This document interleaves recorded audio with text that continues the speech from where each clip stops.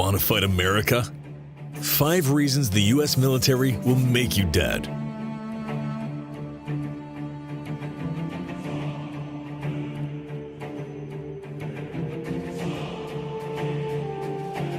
The United States is the most formidable military power the world has ever seen. Arguably, since the end of the Cold War, America has enjoyed a level of dominance unparalleled in history. Neither Rome nor the British Empire enjoyed such a level of superiority over rival powers. While the American military is not the largest on Earth, it is by far the best trained and best equipped force on the planet, putting rivals like Russia and China to shame. But it took generations to develop America's military into the world-beating force it is today. And it wasn't until the end of the Civil War that the US fielded armies that could challenge European militaries on the battlefield. From then onwards, it took 2 world wars before the US military finally established itself as the most dominant force on Earth.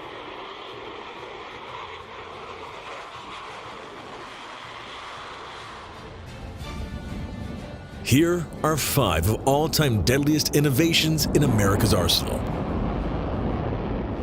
Number 1. The Gatling gun.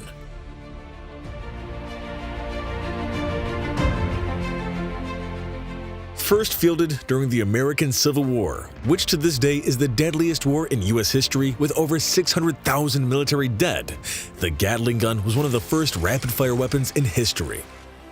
Consisting of multiple barrels rotating around a central axis, the weapon, invented by Richard Gatling, solved the problem of providing sustained fires for the first time in the gunpowder age. Initially, the US Army, due to the service's conservative nature, was reluctant to adopt Gatling's invention. After Gatling had improved on his initial 6-barrel design that fired 350 rounds per minute, the Army did eventually adopt the new weapon. It was first used in 1864 at the Battle of Petersburg in Virginia. After the end of the Civil War, the Army used a 10-barrel Gatling gun that could fire 400 rounds per minute during various conflicts with the Native American population in what are now the western states. The Maxim machine gun eventually replaced the Gatling gun, but the crude hand-driven weapon heralded what was to come. During the brutal trench warfare of World War I, untold thousands fell to machine gun fire.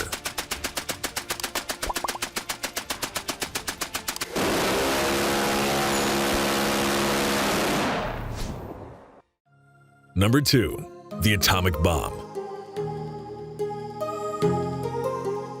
The United States developed the atomic bomb during the height of the Second World War under a program called the Manhattan Project. The project kicked off in 1939 when the Advisory Committee on Uranium told President Franklin Roosevelt that the element would provide a possible source of bombs with a destructiveness vastly greater than anything now known. Work on the bomb went into overdrive after the attack on Pearl Harbor on December 7, 1941, when the United States formally entered World War II against Nazi Germany and Imperial Japan. Much of the urgency was driven by the belief that the Nazis were working on their own version of the bomb.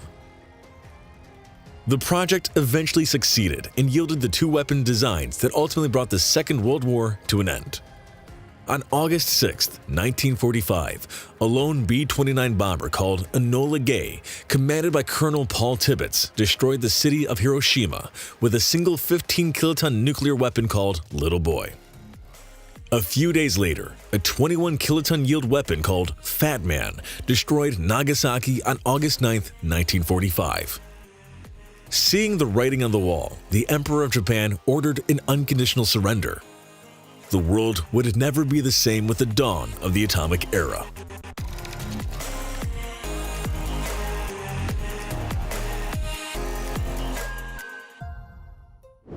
Number 3. Precision-guided weapons. Since the 1970s, one of America's decisive advantages in war has been the ability to hit targets precisely. During most of history, war has basically been about throwing a huge volume of fire at a target with a small chance of actually hitting anything. The introduction of precision-guided weapons changed all that. For example, when the 8th Air Force launched a massive air raid to knock out German ball-bearing plants in 1943, it launched around 400 B-17 bombers to hit the targets. Most of the bombs, dropped at appalling cost and meant an aircraft, didn't even come close to hitting their targets. The pattern has repeated itself over and over, and entire squadrons would be launched to hit a single target. More often than not, they wouldn't hit a thing. That all changed towards the end of the Vietnam War. In 1972, laser-guided bombs allowed U.S. Air Force and U.S. Navy jets to hit targets precisely. Instead of dozens of jets trying to strike a single target in vain, one jet could hit multiple targets during a sortie. While in 1972, there were only a handful of precision-guided weapons available, in 2015, almost all weapons dropped from American warplanes are precision-guided. Precision-guided weapons have given U.S. forces the edge for the past 40 years, but it's an advantage that is starting to slip as other nations develop their own equivalent weapons.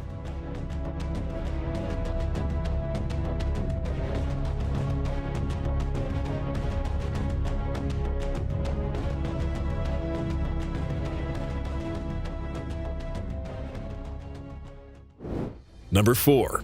Stealth.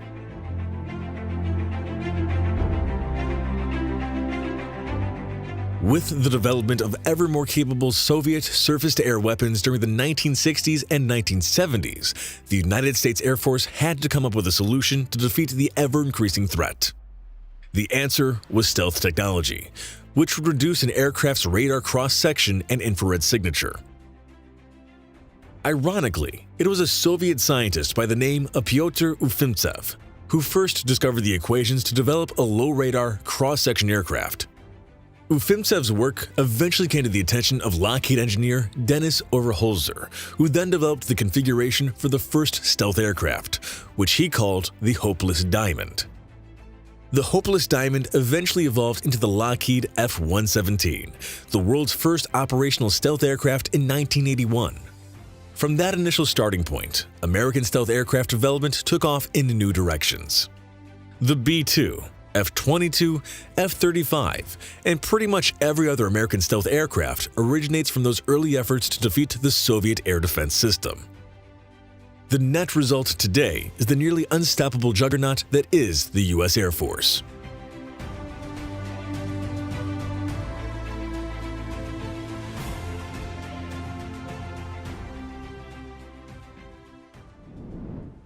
Number 5. Drones.